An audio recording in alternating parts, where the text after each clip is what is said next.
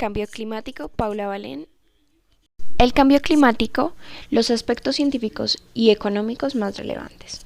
El cambio climático ha sido uno de los temas más relevantes de los científicos políticos y de los economistas, teniendo un crecimiento exponencial desde 1995 según entidades registradas. Si bien se han creado múltiples estrategias de las Naciones Unidas o de los países más industrializados, el cambio ha sido poco. Se ve que las emisiones de gases de efecto invernadero están peor que nunca. Ahora bien, este enfoque debe ser en nuestra política. ¿Qué debemos hacer? ¿Cómo debemos solucionarlo? ¿Y cuáles son las estrategias que se han tomado hasta ahora? La evidencia es contundente. Se ha recolectado información de múltiples especialistas, comenzando por los climatólogos, los cuales han tenido como cometido estimar el calentamiento global, cuáles son sus causas y qué podemos hacer para reducirlo. Ahora bien, ¿cuál es el papel de los economistas? Estos, por otro lado, han concentrado su estudio en los costes de reducir las emisiones de dióxido de carbono, CO2. Utilizan combinaciones de instrumentos de política económica para reducir las emisiones hasta niveles determinados y observan los efectos que producen estos instrumentos sobre la actividad económica. Así, estos dos especialistas trabajan en conjunto con un mismo propósito en común: terminar con este fenómeno.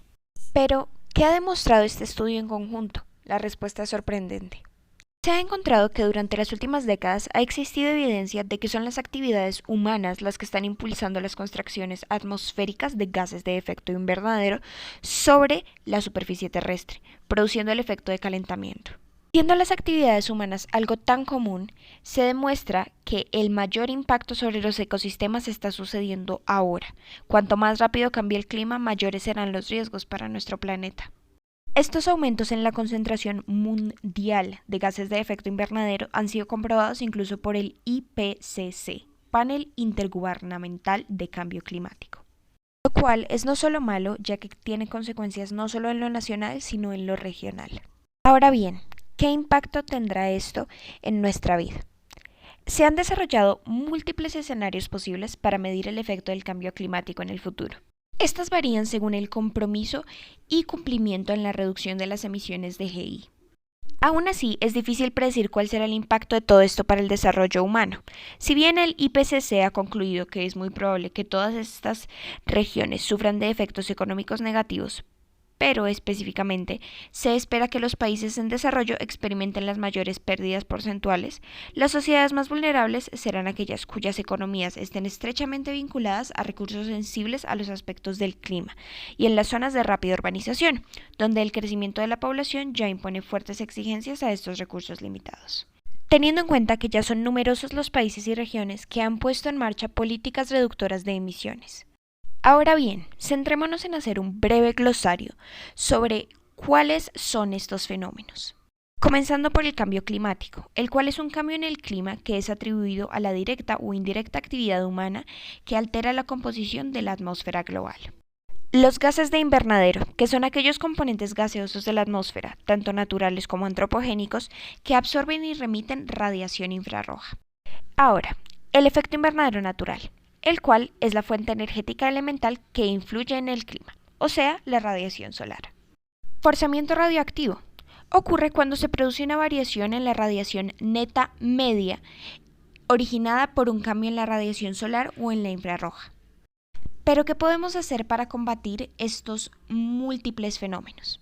Hay una serie de factores moderadores, aquellos que disminuyen la magnitud del calentamiento, como sumideros de CO2, azufre gaseoso, las erupciones volcánicas, la reducción del ozono extraatmosférico y el descenso de la actividad solar.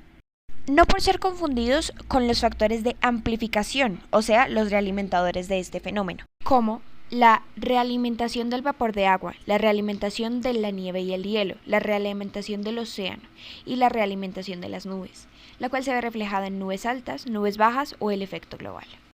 Pero, ¿cuál es la evidencia para toda esta serie de afirmaciones? ¿Cuál es la evidencia del calentamiento global? Hay evidencia empírica, como los registros de climas pasados, o la modelización del clima, la cual es evidencia teórica, que sirve para predecir el cambio climático y se modeliza en el clima a través de ordenadores potentes. Todo esto siendo demostrable y graficable en modelos acoplados. ¿Qué podemos hacer nosotros y cuáles son las principales causas y efectos? Primero, la producción y consumo y utilización de energía, los cuales constituyen a la fuente antropogénica y principal emisora de GI.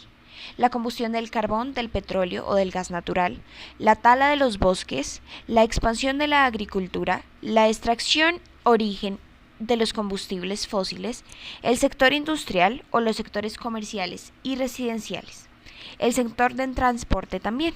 Pero hablemos de lo afirmado al principio, la política. Hoy en día se disponen de diversas políticas económicas de tipo preventivo, que son capaces de reducir las emisiones de gases de efecto invernadero. La literatura existente suele definir a estas políticas como coste eficientes, ya que pueden lograr una reducción importante de emisiones sin tener que incurrir en un coste muy alto.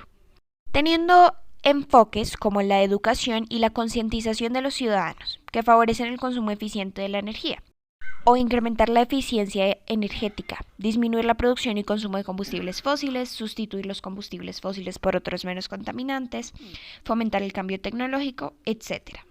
Y así, todos estos mecanismos se ponen en funcionamiento a través de diversos instrumentos económicos, como los impuestos sobre el carbono, la creación de mercados de derechos emisores, la eliminación de subsidios, etc.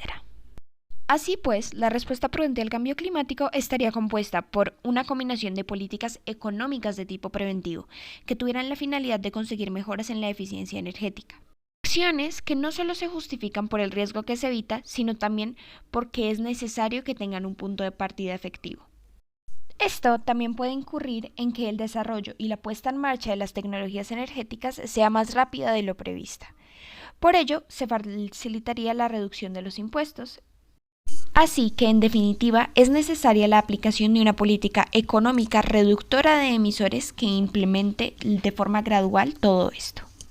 Pero toda esta argumentación anterior nos lleva al terreno de la valoración de los costos, y sobre esta cuestión existen diversas perspectivas dentro del debate del cambio climático. Por un lado están los que afirman que todavía se sabe poco sobre el calentamiento global y que existen tantas incertidumbres de los costos que una política mitigadora debería ser el único determinante sobre las decisiones que se toman hoy en día. En el otro extremo están los que aseguran que los costes de las políticas reductoras de emisiones no son el objetivo a tener en cuenta. Piensan que los riesgos que impone el calentamiento global son tan altos que las emisiones deben ser inmediatamente controladas a cualquier costo. Es importante recalcar también que todas estas trayectorias para la reducción desde la perspectiva del coste son completamente graficables y estudiables por las ciencias exactas, permitiendo así la creación de impuestos sobre el carbono y de permisos de emisiones de efecto invernadero. Así que puede llegar a parecer que en el epígrafe anterior hemos justificado el uso de instrumentos económicos en las políticas ambientales, puesto que permiten conseguir el objetivo ambiental a un mínimo coste e introducen incentivos de la mejora ambiental continua. En general, este trabajo es solo una amplia gama de datos sobre las repercusiones del cambio climático y sobre sus costes económicos. Teniendo todo ello en cuenta, la evidencia recogida nos lleva a una clara conclusión. Los beneficios de la adopción de medidas inmediatas y firmes datos, se espera que superará realmente con creces los costes económicos entre nuestros conocimientos básicos del día a día y datos avalados por entidades prudentes. Muchísimas gracias.